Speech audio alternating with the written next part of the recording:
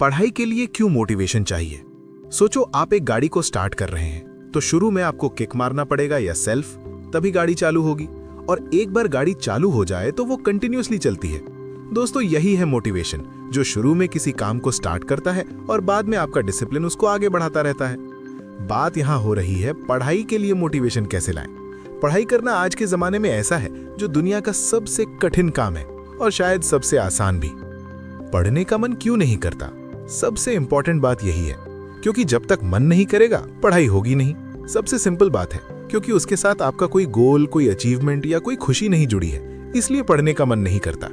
कुछ लोग क्लास में दोस्तों में पहचान बनाने के लिए पढ़ते हैं, कोई टीचर को इम्प्रेस करने के लिए, कोई अपने क्लास की लड़की को इम्प्रेस करने के लिए, और कुछ होते हैं जो टॉपर्स बनने के लिए पढ़ते हैं, और कुछ जो गवर्नमेंट जॉब पाने के लिए पढ़ते हैं। तो जिनका कुछ ना कुछ गोल होता है वो तो पढ़ ही लेते हैं, मगर जिनका कोई गोल नहीं है और गोल होने के बाद भी जिनका पढ़ाई में मन नहीं करता, उनके लिए ये वीडियो है। दोस्तों, तो अगर आप पढ़ाई करना चाहते हो तो सबसे पहले कोई रूल मत बनाओ। जो लोग बोलते हैं इतने से इतने घंटे ओनली पढ़ाई करूंगा, वो बस बोलते रह जाते हैं, लेकिन पढ़ाई होती नहीं उनसे। क्योंकि पढ़ाई दो प्रकार की होती है। एक होता है नॉर्मल पढ़ना, इसमें आप 16 घंटे भी पढ़ेंगे तो ज्यादा कुछ अचीव नहीं कर पाओगे।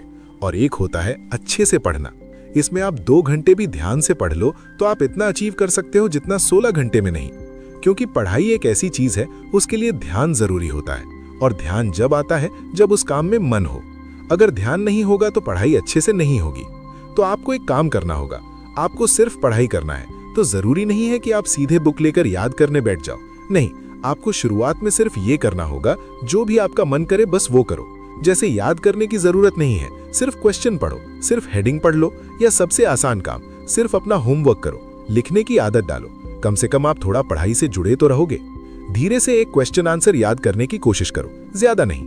और साथ ही कुछ ना कुछ मोटिवेशन बनाने की कोशिश करो, जैसे क्लास में अपनी पहचान बनाना, क्लास की लड़की को इम्प्रेस करना, या सर के सामने अच्छी इमेज बनाना। ये सच में बहुत काम आता है। जब आप क्लास में कुछ सवालों के जवाब देने लगते हो तो टीचर सबके सामने आपकी तारीफ करते हैं, तो इससे आपको और पढ़ने का मोटिवेशन बनता है, आपका मन करता है फिर पढ़ने का। और एक बार मन करने लगा पढ़ने का तो फिर कोई प्रॉब्लम नहीं होगी, क्योंकि जिस काम में आपका मन हो वो कैसे भी हो जाता है। सोते जागते घूमते फिरते फिर आपको कोई रूल की जरूरत नहीं पड़ती कि सिर्फ इतने टाइम से इतने टाइम पढ़ना है। आप ऑलवेज सीखने लग जाते हो, और जब आपकी क्लास में वैल्यू बनने लगती है तो यही चीज एक फ्लॉपर को भी टॉपर बना देती है। दोस्तों, कई ऐसे महान लोग भी मिलते हैं जो बोलते हैं कि मैं तो सिर्फ एग्जाम के टाइम पढ़ता हूं और अच्छे नंबर लाता हूं। ऐसे लोग कभी टॉपर नहीं बनते। टॉपर वही बनता है जो रोज थोड़ा थोड़ा पढ़ता है, और ऐसा करने से उसको कोई स्ट्रेस भी नहीं रहता। और पेपर अच्छे से देने के लिए आपको तो पता है सबसे ज्यादा क्या जरूरी है? स्ट्रेस फ्री रहना। क्योंकि जब हम स्ट्रेस में होते हैं तो पढ़ा हुआ भी याद नहीं आता है।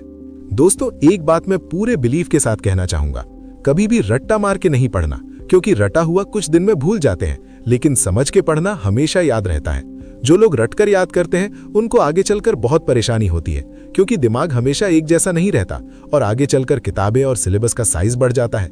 कितना रट्टा मारोगे? इसलिए कृपा करके समझ कर पढ़ें। धन्यवाद। वीडियो पसंद आई हो तो वीडियो को लाइक करें, चैनल को सब्सक्राइब करें, ताकि ऐसी मोटिवेशनल वीडियो आपको मिलती रहे।